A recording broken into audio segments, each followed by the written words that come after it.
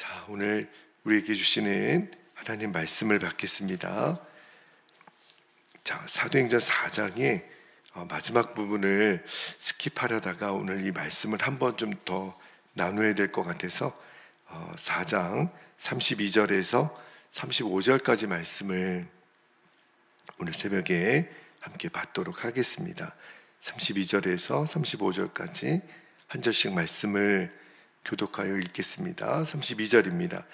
믿는 무리가 한 마음과 한 뜻이 되어 모든 물건을 서로 통용하고 제 재물을 조금이라도 제 것이라 하는 이가 하나도 없더라.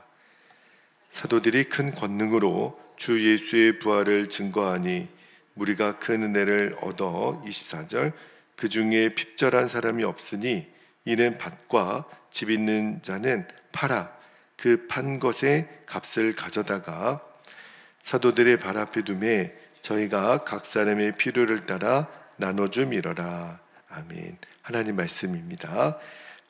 오늘은 요 32절 맨 앞부분에 시작하는 표현이 믿는 무리가 한 마음과 한 뜻이 되어 이렇게 시작하는데 오늘 설교 제목이 한 마음과 한 뜻이 되어가 되겠습니다. 오늘 우리가 되게 짧은 본문을 읽었어요. 초대교회의 모습입니다. 그런데 이 말씀을 읽다 보면 이런 교회가 현실 세계에서 존재할 수 있을까 들 정도로 너무너무 아름다운 교회의 모습을 보여주고 있어요. 자, 32절 말씀을 다시 한번 읽어드릴게요. 32절에 보면 믿는 무리가 한 마음과 한 뜻이 되어 모든 물건을 서로 통용하고 제 재물을 조금이라도 제 것이라는 이가 하나도 없더라.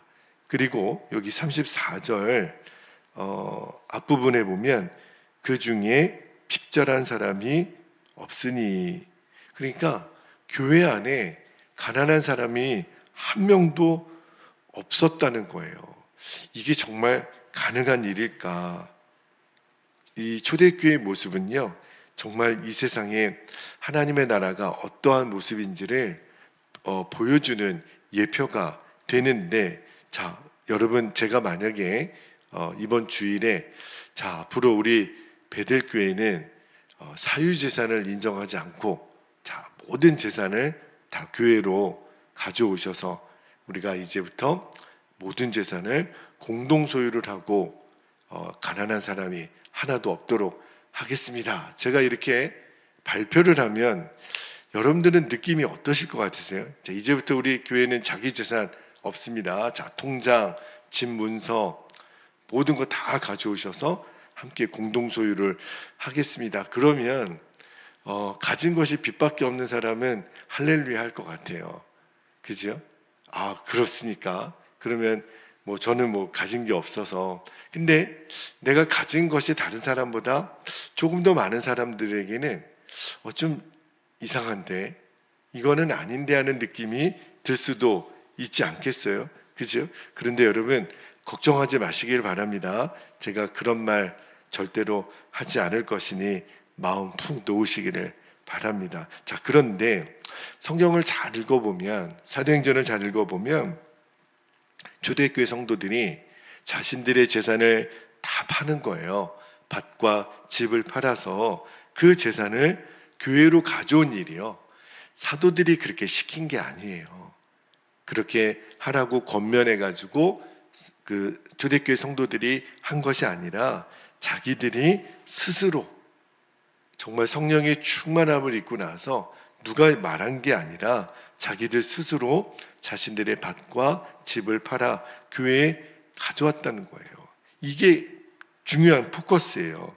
누가 시켜서 그런 것도 아니고요. 또 누가 시킨다고 그런 일이 되어질 게 아니죠. 여러분, 지금도 현존하는 공산주의 국가가 있죠.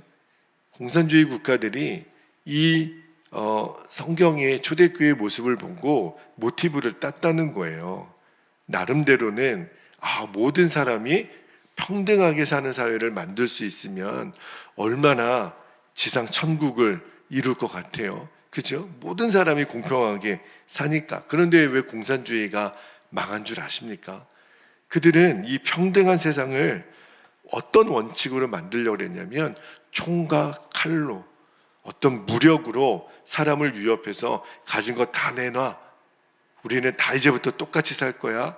그 방법이 총과 칼로 하려고 했으니까 완전히 실패를 한 거죠. 왜냐하면 이렇게 평등한 사회를 만드는 것, 초대교회 모습처럼 이렇게 하나 되는 사회를 만드는 것은 절대 칼과 총으로 되어지지 않아요. 어떤 제도나 법으로 되어지는 게 아니에요. 칼과 총이나 제도나 법으로 이 사람의 마음 안에 있는 이기심과 욕심을 다스릴 수가 없단 말입니다. 무엇으로만 가능하죠? 이것은 전적으로 성령의 역사예요. 성령님이 역사해야만 내 스스로 내가 가진 것을 다 나눌 수 있는 마음을 주신단 말입니다. 성령께서 우리 안에 있는 이 이기심, 욕심, 두려움을 없애주실 때만 가능한 역사죠. 그런데 여러분 여기 자신의 재산을 다 팔아서 가난한 자들과 함께 했던 이 초대교회 모습을 보면 이런 생각이 들어요. 꼭 교회가 이렇게까지 해야 하나? 만약에 이런 질문이 우리에게 든다면 이 성경의 저자이신 성령님의 의도를 아직도 우리는 모르고 있을지도 몰라요. 그러니까 이 말씀 앞에 우리의 질문은요, 이렇게 바뀌어야죠. 성령님, 정말 이런 교회가 가능합니까? 저도 말씀을 준비하다가 진짜 이런 교회가 가능할 수 있을까? 내가 가진 거 다 팔아서 가난한 자들을 위해 다 함께 나눌 수 있는 이런 교회가 가능할까?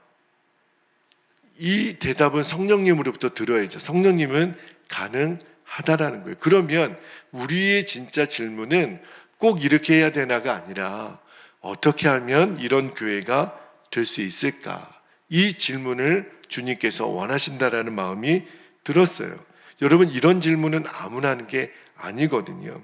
성령께서 우리 안에 어떠한 말씀을 하시든지 내가 순종할 준비가 되어 있지 않은 사람은요, 절대 이 질문 못합니다. 그러니까 이 질문은요, 주님, 어떻게 하면 우리 교회가 초대교회처럼 될 수 있습니까? 이 말은요, 성령으로 충만한 사람만이 할 수 있는 질문이에요. 자, 그러면 어떻게 성령님께서는 이렇게 아름다운 초대교회 공동체를 허락하셨고 또 어떻게 이러한 교회를 초대교회 성도들은 만들어 갔나, 그 원리를 제가 오늘 내일 새벽에 조금 나누려고 합니다. 자, 첫 번째는요, 어떻게 이런 아름다운 공동체를 만들 수 있었냐면 첫 번째는 한 마음과 한 뜻이 되라는 거예요. 자, 오늘 32절 앞부분에 보면 오늘 설교 제목이죠. 믿는 무리가 한 마음과 한 뜻이 되어. 이렇게 놀라운 초대교회 공동체를 만들었던 그 이유는 초대교회 성도들은요, 이미 한 마음과 한 뜻이 되었다라는 거예요. 우리가 지금 사도행전 2장, 3장, 4장 이제 오늘 내일 마지막 부분을 보는데 당시 초대교회 성도들의 숫자를 이렇게 유추해 보면요, 사도행전 2장 41절과 4장 4절을 보면 대략 남자들만 한 8,000명, 세례받은 사람, 또 그날 예수님 믿겠다고 한 사람이 3,000명, 5,000명 이렇게 남자들만 됐다라고 보면 예나 지금이나 은혜 받는 자리에는 남자들보다 여자들의 숫자가 좀 더 많죠. 그러면 제 생각에는 이때 초대교회 공동체의 멤버십이 대략 최소한 2만 명은 되지 않았을까? 이렇게 유추가 되잖아요. 여러분, 두 사람도 한 마음이 되는 게 쉽나요? 우리 가족이 한 마음이 되는 게 그렇게 쉬운 일이 아니잖아요. 뭐 20명도 아니고 200명도 아니고 2만 명이 넘는 사람이 한 마음과 한 뜻이 된다. 야, 이게 정말 가능할 수 있을까요? 근데 성경은 그렇게 얘기하잖아요. 그들이 믿는 무리가 한 마음과 한 뜻이 됐다니, 자그마치 2만 명이 넘는 사람들이 어떻게 그게 가능할까? 이들의 마음에는요, 예수님의 마음을 품었기 때문에 가능하다는 거예요. 자, 빌립보서 2장 5절을 한번 볼게요. 빌립보서 2장 5절에 보면 너희 안에 이 마음을 품으라. 그리스도 예수의 마음이니 그랬어요. 자, 여러분, 우리가 한 마음과 한 뜻이 되는 방법은 딱 하나밖에 없습니다. 칼과 총으로 되는 게 아니에요. 어떤 제도나 법으로 되는 게 아니라 우리가 한 마음이 될 수 있는, 한 뜻이 될 수 있는 유일한 방법은요, 예수님의 마음을 품는 겁니다. 예수님의 마음이 도대체 무슨 마음이길래? 종의 마음이죠. 예수님의 마음은 절대 주인의 마음이 아니라 종의 마음이에요. 여러분, 교회에도 이런저런 섬김의 자리가 있지요. 저 같은 경우는 주로 여러분을 말씀으로 섬기죠. 어떤 이들은 또 식사로, 어떤 이들은 또 찬양으로, 어떤 이들은 또 엔지니어로, 어떤 이들은 청소로, 우리는 다 교회를 위하여 이모저모로 섬기는데, 근데 두 가지 마음으로 섬길 수 있다는 거예요. 하나는 주인의 마음과 하나는 종의 마음으로. 그러면 어떻게 주인의 마음과 종의 마음을 구분할 수 있을까? 여러분, 내가 주인의 마음으로 섬기는 사람은요, 내가 종으로 취급받는 것을 견디지 못합니다. 누가 만약에 나를 막 종처럼 대하면, 종처럼 대하는 게 뭐냐면 누가 나에게 자꾸 뭘 시키는 거예요. 이것 좀 해주세요, 저것 좀 해주세요. 그러면 어떤 마음이 드냐면 내가 무슨 종인 줄 알아? 왜 나를 자꾸 시켜먹고 그래? 이런 사람은요, 어느 순간 내가 주인의 마음으로 교회를 섬기는 거죠. 그러니까 자꾸 시험에 드는 거예요. 그런데 내 마음 안에 예수님의 마음은 종의 마음이라 그랬잖아요. 그러니까 종의 마음을 품은 사람은 누가 나에게 자꾸 종처럼 뭘 시켜요. 그러면 내가 종의 마음을 가진 사람은 그게 전혀 불편하지 않습니다. 왜냐하면 당연한 거죠. 내가 종이니까. 그러니까 종의 마음을 가진 사람은 누가 뭘 시켜도 절대로 시험에 들지 않아요. 당연한 거죠. 내가 예수님의 마음을 품어서, 예수님의 마음이 종의 마음이니까 내가 당신의 말에 순종하는 것이 기쁨이 돼요. 내가 예수님의 마음 때문에 나는 당신을 나의 주인처럼 섬기기를 원합니다. 이렇게 나오는 거죠. 왜냐하면 예수님의 마음이 내 안에 충만한 사람은. 제가 왜 종의 마음에 대해서 말씀을 드리냐면, 예수님의 마음을 품으면 제일 먼저 나타나는 현상이 바로 종의 모습이기 때문에 그래요. 자, 말씀 한 구절만 볼까요? 마태복음 20장 28절에 보면 예수님의 마음이 그대로 드러나죠. 인자가 온 것은 섬김을 받으려 함이 아니라 도리어 섬기려 하고 자기 목숨을 많은 사람의 대속물로 주려 함이니라. 여러분, 예수님의 섬김은요, 어디까지 가죠? 다른 사람을 위하여 내 목숨까지도 주겠다는 거예요. 오늘 말씀은 우리들의 본성적으로 보면 은혜 받기가 굉장히 어려운 주제입니다. 갈수록 태산이라고 해야 될까요? 아니, 내가 가진 재산 다 가져다가 가난한 사람을 위하여 나눠주라. 여러분, 우리 그렇게 할 수 있을까요? 게다가 다른 사람을 위해서 생명까지 주라고? 이게 정말 사람의 힘으로 가능하겠습니까? 못해요. 여러분, 사람의 힘으로 이걸 어떻게 감당합니까? 내가 가진 것을 다 가난한 자들에게 주라, 내 목숨까지도 주라. 사람은 사람의 힘으로는 불가능하죠. 그러나 그 마음에 예수님의 마음이 품어지면 할 수 있다는 거예요. 여러분, 오늘 본문을 읽으면서 이런 생각이 들지 않나요? 야, 어떻게 초대교회 성도들은 밭과 집을 다 팔아서 가난한 사람들을 도와줄 수 있었을까? 내가 만약에 초대교회 성도들이라면 나도 그렇게 순종할 수 있었을까? 정말 모든 것을 주님께 맡기고 자유롭게 살 수 있을까? 그죠?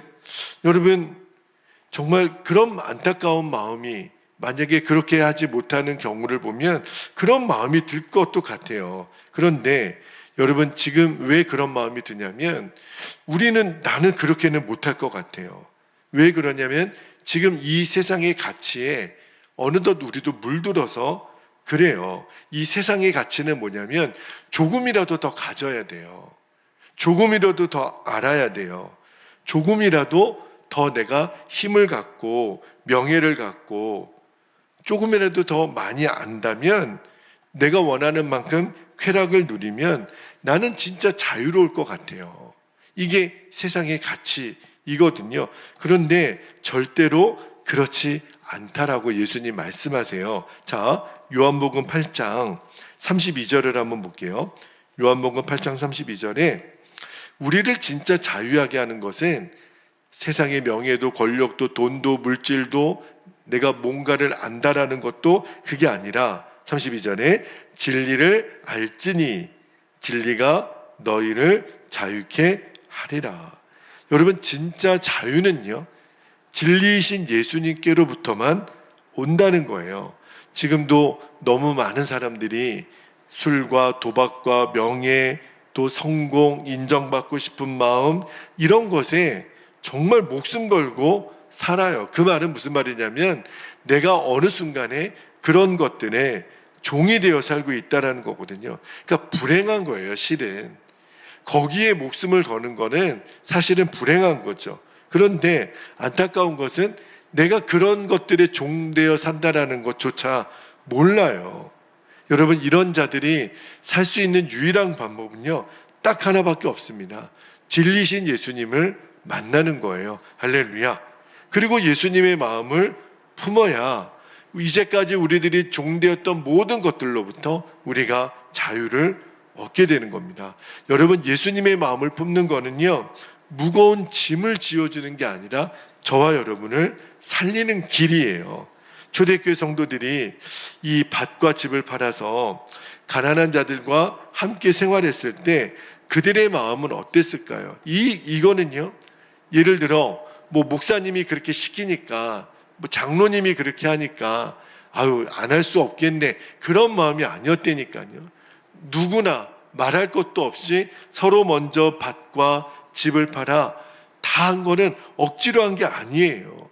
야, 예수 믿었더니 생고생이네, 이제 집도 없어지고 돈도 없어지고, 내가 미쳤지, 왜 괜히 예수 믿는다 그래서 이런 큰일을 저질렀을까? 아니에요. 자그마치 2만 명이 되는 사람이 그렇게 될 수가 없는 거예요. 이들은요, 교회에 내가 가진 집과 밭을 팔아서 교회에 헌금을 할 때 전혀 불평이 없었어요. 이들은 기뻤어요. 왜 그렇죠? 예수님 안에 주어지는 진짜 자유를 누렸기 때문에.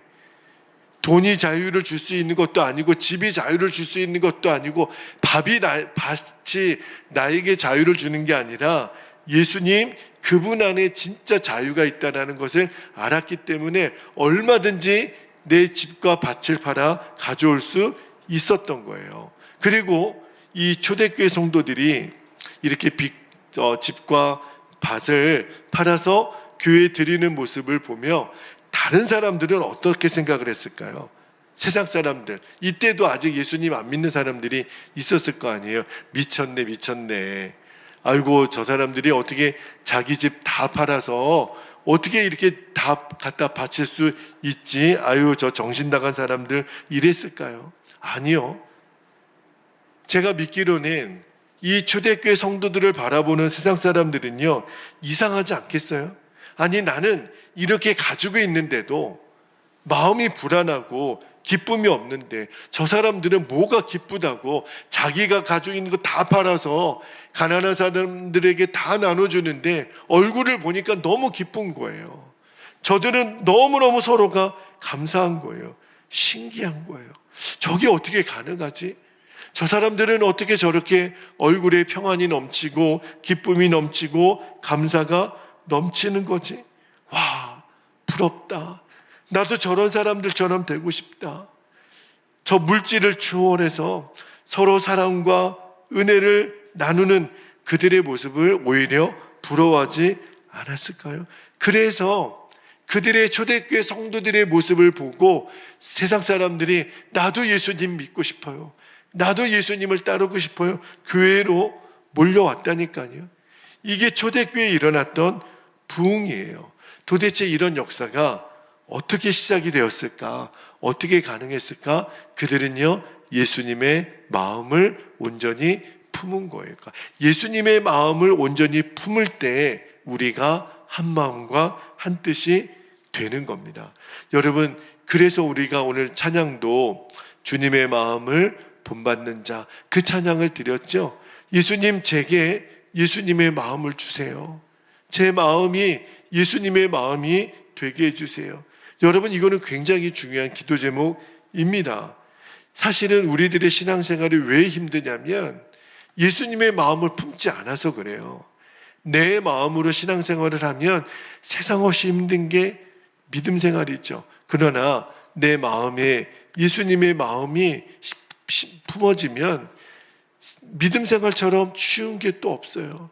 예수님의 마음은 종의 마음이에요. 한 마음과 한 뜻이 되도록 언제나 나를 드릴 수 있어요.